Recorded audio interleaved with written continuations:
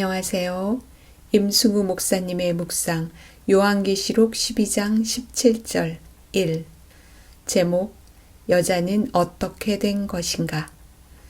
용이 여자에게 분노하여 돌아가서 그 여자의 남은 자손 곧 하나님의 계명을 지키며 예수의 증거를 가진 자들과 더불어 싸우려고 바다 모래 위에 서 있더라. 요한계시록 12장 17절 누구에게 분노했나?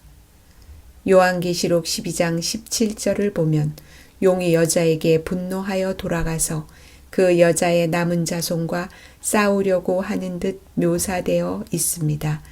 이런 경우 우리는 용이 여자에게 분노하는데 왜 더 이상 여자와 싸우지 않고 여자의 남은 자손과 싸우려 하는지에 대한 의문을 가질 수 있습니다. 이것은 아이와 여자의 관계에서 유추해 볼 수 있을 것 같습니다.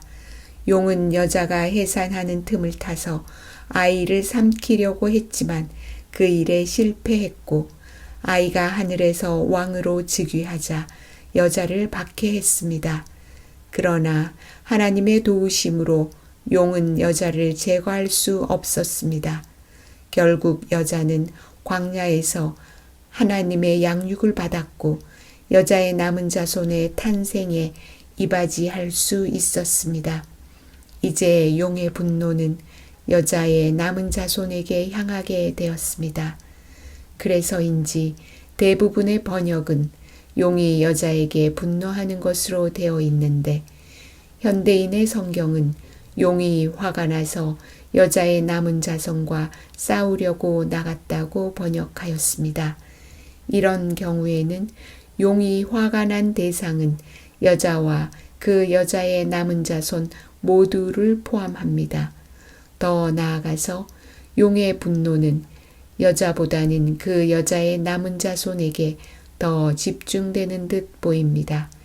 그리고 요한계시록 12장의 전체 맥락이 본장이 인류의 마지막 대쟁투를 위한 여자의 남은 자손의 등장 배경을 제공한다는 측면에서 이런 이해가 더 큰 지지를 받는 것으로 보입니다. 여자가 안 보인다. 그런데 용은 왜 더 이상 여자와 싸우지 않고 여자의 남은 자손과 싸우려 하는 것일까요? 이는 구약의 교회가 예수님의 탄생 이후에 예수님을 그리스도로 받아들이지 않으므로 참된 교회의 위치에서 떠난 것처럼 신약의 교회도 남은 자손의 탄생 이후에 남은 자손의 특징인 하나님의 계명을 지키며 예수의 증거를 가지는 일에 함께 하지 않으므로 참된 교회의 위치에서 떠났다는 사실에서 찾아야 할 것입니다. 이런 사실은 한때 하나님의 참 교회였던 이 여자가 요한계시록 12장 이후에 보이지 않다가 요한계시록 17장에서 마지막 사건들 중에서 매우 부정적인 역할을 한다는 점에서 확인할 수 있습니다.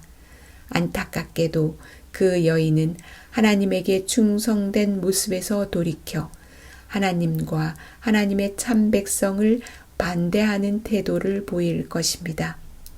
그래서 요한계시록에서 하나님의 마지막 백성은 여자라고 불리지 않고 그 여자의 남은 자손이라고 불렸고 용은 여자가 아니라 여자의 남은 자손과 싸우려고 바다 모래 위에 서 있었습니다.